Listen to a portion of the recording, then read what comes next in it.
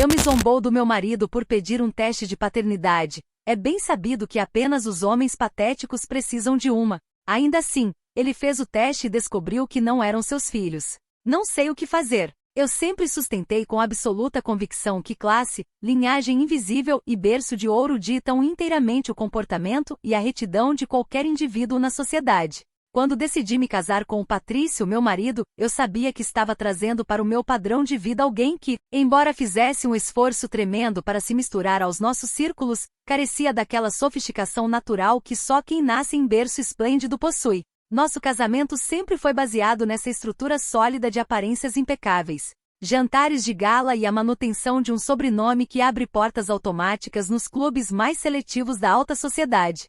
Eu cuidei meticulosamente de cada detalhe da nossa imagem pública, desde a decoração da nossa mansão até as amizades estratégicas que cultivávamos nos fins de semana. Para mim, a estabilidade do nosso lar dependia diretamente do respeito a essas regras não escritas da elite, onde certos assuntos vulgares simplesmente não são debatidos. Os nossos filhos gêmeos nasceram para coroar essa construção perfeita, sendo exibidos como o maior troféu da nossa estabilidade e do nosso sucesso social impecável. Foi exatamente por isso que ri com o mais profundo desdém na cara do Patrício quando ele começou com um choramingar patético e persistente, insistindo que queria um teste de paternidade para os nossos meninos. Aquela cena patética no meio do nosso closet principal me causou uma repulsa quase física, pois parecia o roteiro de um drama televisivo de quinta categoria feito para as massas. Apenas homens de classe baixa cheios de inseguranças suburbanas profundas e complexos terríveis de inferioridade recorrem a esse tipo de dúvida clínica brega para tentar autoafirmação.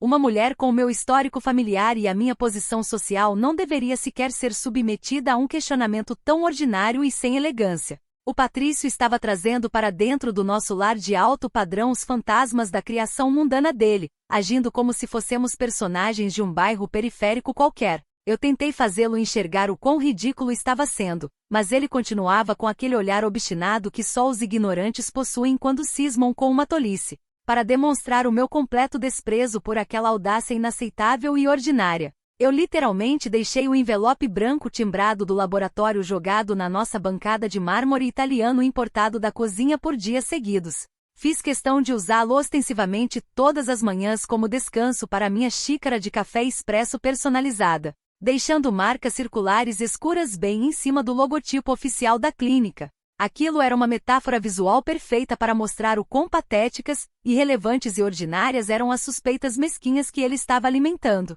Cada vez que o Patrício entrava no ambiente e fixava os olhos naquele papel manchado, eu sustentava o olhar com um sorriso de superioridade para que ele entendesse perfeitamente o seu devido lugar de submissão. Disse a ele, com todas as letras e em tom pausado, que uma família de elite verdadeira como a nossa não se mistura e nem se rebaixa com essas práticas vulgares de laboratório de esquina. Minha zombaria diária tinha o objetivo claro de humilhá-lo profundamente, ferir o seu orgulho suburbano e fazê-lo desistir daquela palhaçada burocrática antes que causasse um dano real à nossa rotina. No entanto, por pura falta de berço e por um rancor calculado que eu jamais imaginei que ele guardasse, o tiro saiu terrivelmente pela culatra de uma forma assustadora. Ele permaneceu em um silêncio covarde durante toda a semana, o que eu tolamente interpretei como uma total aceitação da sua insignificância diante dos meus argumentos de classe. Mas no sábado à tarde, ele levou os gêmeos para tomar sorvete com o pretexto de um passeio paternal inocente.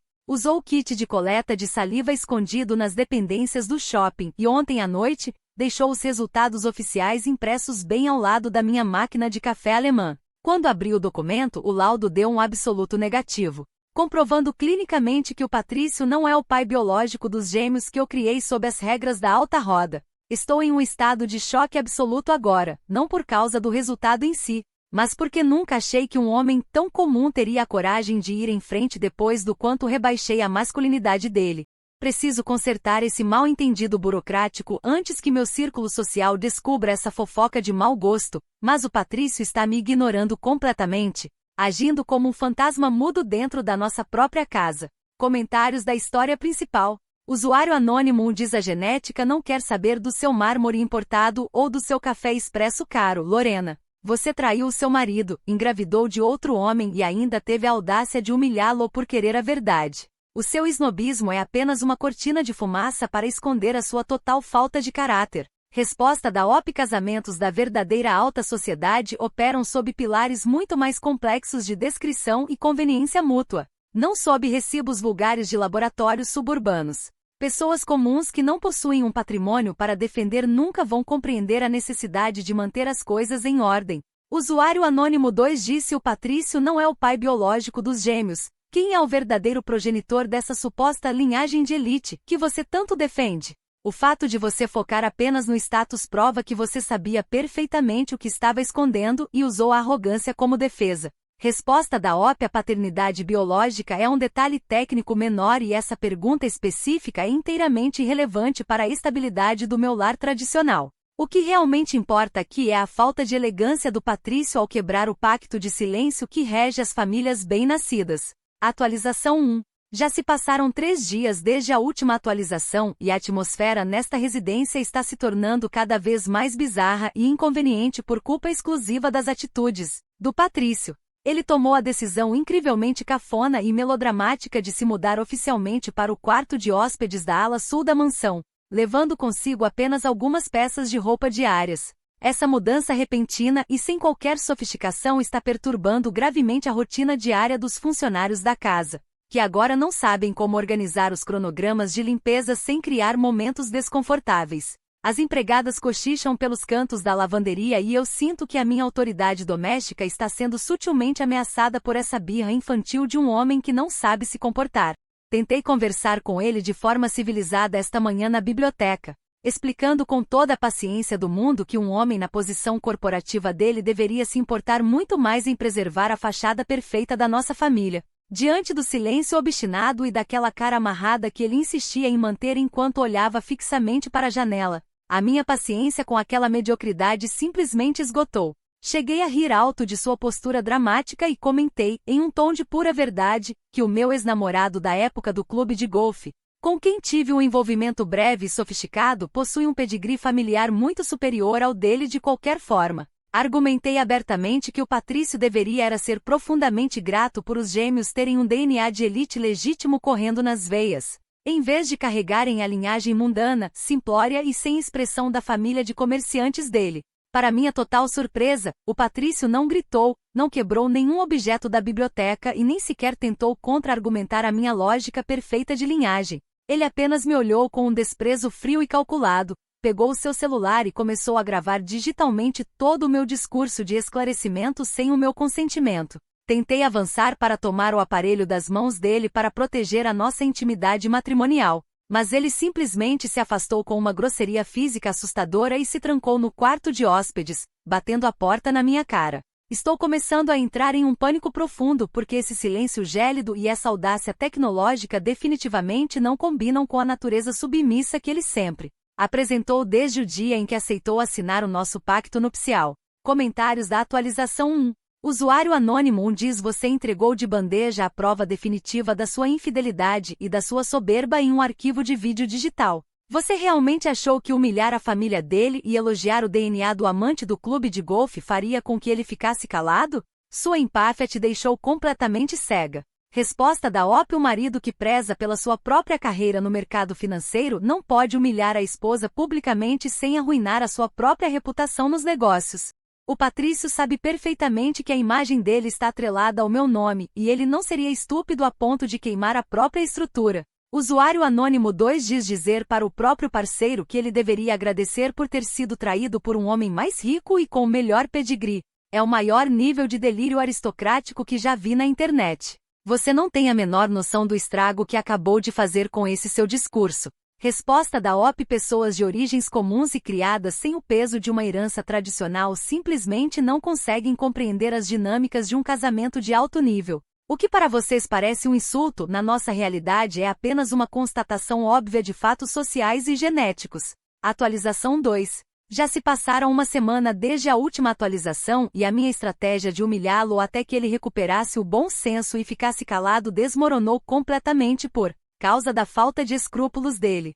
Esta manhã, acordei com o barulho incessante de notificações no meu aparelho e descobri, para o meu absoluto horror, Que o Patrício enviou o vídeo do meu discurso sobre o clube de golfe diretamente no grupo de WhatsApp de todos os moradores do nosso condomínio de luxo. Não satisfeito em expor a nossa intimidade daquela forma suburbana, ele anexou uma cópia em PDF perfeitamente digitalizada do teste de paternidade negativo para que todos os vizinhos pudessem ver. Ele ainda teve a audácia de acrescentar uma nota curta e sarcástica dizendo que estava deixando o cargo de diretor do conselho do condomínio devido a graves fraudes na sua própria gestão familiar. Meu celular não para de vibrar um segundo sequer com mensagens extremamente educadas, mas profundamente condescendentes e cheias de veneno velado, das mulheres do comitê do condomínio, desfazendo sutilmente o meu convite para a próxima gala beneficente da temporada. Aquelas falsas estavam adorando ver a minha queda, usando termos formais para me excluir das reuniões sociais sob o pretexto de me dar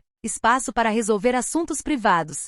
Tentei confrontar o Patrício no corredor principal da casa enquanto ele descia as escadas com 2 malas grandes de couro legítimo, gritando que ele estava agindo como um suburbano vulgar ao lavar a nossa roupa suja em público de forma tão covarde. Minha voz já estava tremendo de nervoso e o meu estômago ardia, mas ele nem sequer olhou para o meu rosto. Apenas continuou guardando seus ternos caros feitos sob medida no porta-malas do carro. A nossa fachada perfeita está caindo diante de toda a comunidade que eu levei anos para impressionar e eu estou me sentindo fisicamente doente com toda essa exposição, barata provocada pelo rancor mesquinho dele. Comentários da atualização 2. Usuário anônimo 1 diz: o grupo de moradores do condomínio deve estar escolhendo as melhores piadas sobre o pedigree de golfe, agora mesmo. A sua preciosa reputação de elite está morta e enterrada no lixo e foram as suas próprias palavras gravadas que cavaram essa cova social. Resposta da OP: as minhas amigas verdadeiras da alta roda conhecem perfeitamente o meu valor histórico e sabem que isso é apenas um drama passageiro provocado por um homem desequilibrado. Logo esse assunto morre e todas aquelas que estão rindo agora vão ter que me receber de joelhos nos salões. Usuário anônimo 2 diz: o Patrício usou a sua própria arrogância classista contra você de uma forma cirúrgica. Você passou anos chamando o homem de inferior e agora foi o seu próprio esnobismo que deu a ele a munição perfeita para te destruir socialmente sem dar um único grito. Resposta da OP: o Patrício está manipulando a narrativa de forma extremamente covarde e vitimista para me colocar como a vilã da história perante os vizinhos. Ele sabe perfeitamente que a sociedade sempre julga a mulher de forma muito mais severa e maldosa nesses desentendimentos domésticos cotidianos. Atualização 3. Já se passaram 2 semanas desde a última atualização e tudo está completamente fora de controle na minha vida, a ponto de eu mal conseguir respirar de tanta ansiedade enquanto digito estas palavras. O Patrício foi embora de casa definitivamente na última terça-feira e retirou todos os seus ativos financeiros e investimentos das nossas contas conjuntas, deixando esta propriedade de luxo totalmente congelada sob um fundo fiduciário matrimonial pré-existente. O grande problema técnico é que eu não posso movimentar um único centavo desse fundo ou vender qualquer parte do terreno sem a assinatura digital dele, o que me deixa completamente desprovida de liquidez bancária. Pior ainda, meus pais me ligaram ontem à noite absolutamente furiosos e berrando ao telefone, porque a alta diretoria do clube de campo tradicional onde a família do Patrício possui grande influência histórica e títulos de fundação pediu discretamente que suspendêssemos a nossa matrícula familiar para evitar o que eles chamaram de desconforto social entre os membros durante os torneios. A humilhação de ser rejeitada pelo meu próprio meio social por causa das fofocas que o Patrício espalhou é algo que está me destruindo por dentro de forma avassaladora. Tentei enviar um e-mail longo, detalhado e desesperado para o endereço profissional do Patrício, jogando toda a responsabilidade desse escândalo desnecessário nas costas dele e afirmando que o seu ego frágil e inferior foi o que realmente estragou o futuro promissor dos nossos filhos gêmeos. No entanto, a mensagem voltou imediatamente com uma notificação eletrônica vermelha informando que o meu endereço foi permanentemente bloqueado pelos servidores dele. Estou sentada sozinha no escuro desta sala imensa e silenciosa, olhando para os primeiros avisos de contas de luz atrasadas que estão chegando na portaria, e nenhuma das pessoas que comiam na minha mesa de jantar sequer responde às minhas mensagens de texto de socorro. Comentários da atualização 3. Usuário anônimo 1 diz ser expulsa do clube de campo e ignorada pelas mesmas amigas ricas que você usava para pisar nos outros é o fechamento perfeito. A sua obsessão doentia por status e aparências foi exatamente a primeira coisa que você perdeu quando a verdade veio à tona. Resposta da OP: eu vou reerguer o meu status social e o meu nome inteiramente sozinha, sem precisar da ajuda de nenhum homem de classe baixa que não aguenta a verdade. Todos aqueles que estão me ignorando no WhatsApp agora estão muito abaixo do meu nível de qualquer forma. Usuário Anônimo 2 diz: a rainha da alta sociedade congelada pelo fundo fiduciário e sem dinheiro para pagar a própria conta de luz é a maior ironia de todas. Como você planeja manter essa pose aristocrática agora que as contas estão vencendo e os cartões estão bloqueados? Resposta da OP: esta pequena e ridícula crise financeira pela qual estou passando é apenas um erro administrativo temporário provocado pela má-fé dos advogados do Patrício. Eu possuo recursos intelectuais e conexões que pessoas comuns como você jamais conseguiriam conceber ou alcançar. Atualização 4. Já se passaram um mês desde a última atualização, e eu sinceramente nem sei mais o que estou fazendo com os meus dias dentro desta residência imensa e vazia. A energia elétrica de toda a ala leste da casa foi cortada ontem à tarde por falta de pagamento e o jardim projetado por paisagistas começou a secar porque precisei dispensar todos os funcionários por falta de verba para os salários. Tentei ir ao nosso empório de importados habitual para comprar algumas coisas básicas de alimentação, mas o meu cartão de crédito principal foi categoricamente recusado no caixa eletrônico na frente de vários clientes. Para piorar o meu desespero e a minha vergonha, vi duas mulheres do meu antigo comitê de tênis do clube sussurrando e rindo de forma maldosa por trás de seus óculos escuros de grife internacional enquanto me olhavam de cima a baixo. Saí correndo daquele estabelecimento direto para o meu carro, chorando de soluçar por causa daquela humilhação pública e injusta que sofri no meio da tarde. Estou completamente sem dinheiro líquido na conta. Meus próprios pais se recusam terminantemente a me ajudar financeiramente por causa da vergonha pública que causei ao sobrenome da família na cidade. E os advogados do Patrício só se comunicam comigo através de cartas frias e formais sobre o processo de divórcio litigioso. Minha vida linda, perfeita e de alto nível foi totalmente destruída apenas porque achei que podia intimidar o meu marido com a suposta inferioridade social dele e com discursos sobre pedigree familiar. Se eu não tivesse zombado de forma tão agressiva daquele maldito envelope do laboratório na bancada da cozinha, se não tivesse desafiado o Patrício a provar as suas dúvidas idiotas só para fazê-lo se sentir pequeno e humilhado diante de mim, ele ainda estaria aqui pagando por tudo em silêncio. Ruinei a minha estabilidade financeira e o futuro dos meus filhos por um capricho estúpido e arrogante de querer pisar na cabeça dele. E agora não tenho absolutamente nada nesta vida além de uma casa fria que não posso manter e um nome que não vale mais nada na praça.